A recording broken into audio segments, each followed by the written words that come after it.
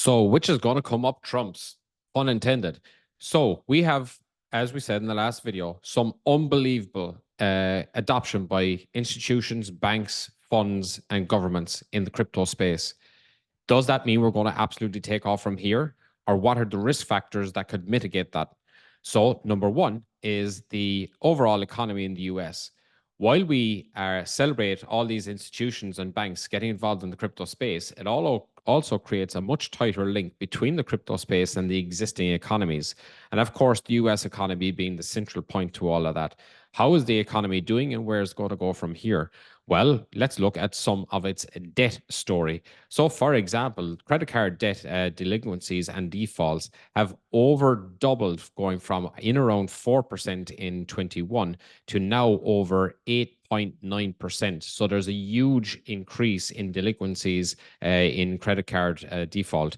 This is not a good overall indicator of how the economy is doing and how individuals are doing within that economy.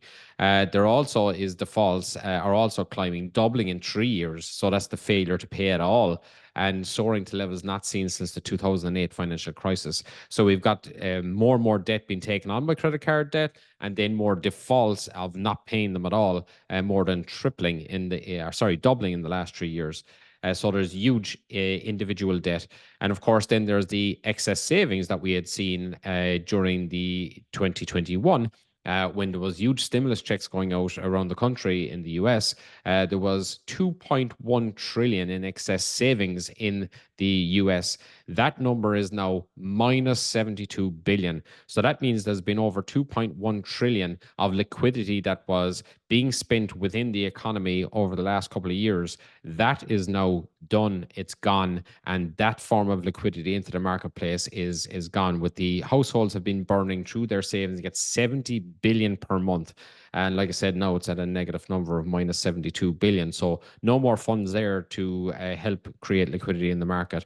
And of course, you've got the credit card debt and savings rate. So the US debt now in credit card has risen, skyrocketed by 330 billion to now hit an all-time record of 1.1 trillion in credit card debt. At the same time, US savings rate has nosedived to 3.2%, the lowest since November 22. So savings are no longer a luxury that many people can afford. And of course, then there's the government themselves. The national debt has now risen to just under 35 trillion. They're printing or rising that debt by another trillion now every 100 days. It's absolutely unbelievable where the debt is going. And that debt, by the way, if you associate it with each civilian citizen, now each citizen, based on this debt, owes $103,000 each. But if you actually bring that and narrow it down to the actual taxpayers, that rises to $267,000 each. So it's massive debt that the country is carrying. We also see that individuals are carrying huge debt. And so where to from here? Well, many people believe that something is going to happen in the economy. Possibly the fact, what's been keeping the story going in the US is that they're saying jobs are good. I think it's highly likely we start seeing the jobs really taking a big hit in the near future. And that is probably going to be the indicator then that will give the government the excuse to start printing money.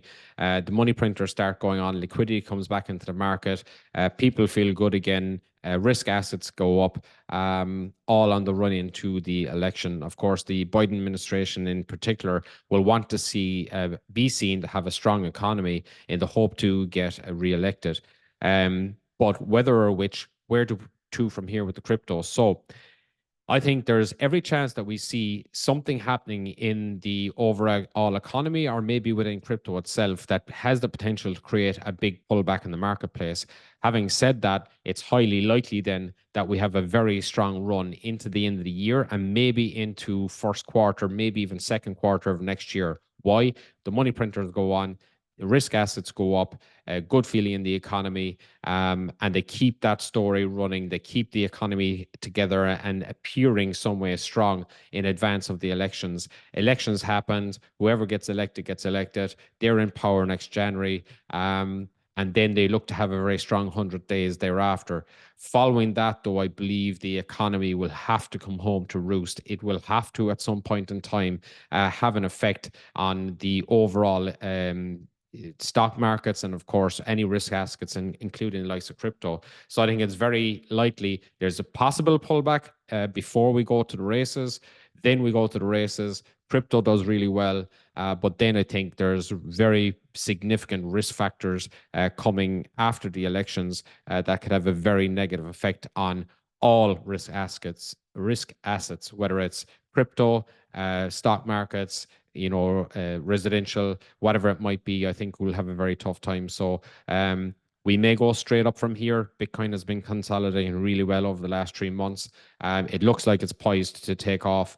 I wouldn't put all your eggs in there just yet. Dollar cost average into any positions you're looking to take up, and then hopefully it goes from there. But one way or the other, certainly, I believe that from the numbers we have right now to where they'll be in a couple of years' time, certainly should be higher, but no one knows for sure. Of course, none of what I say is financial advice. Do your own research and see what comes from there. In the next video, I'm going to look at what are the other crypto projects that are worth looking at, and should you have them in your portfolio. Talk to you then. Make sure to like, share, and follow.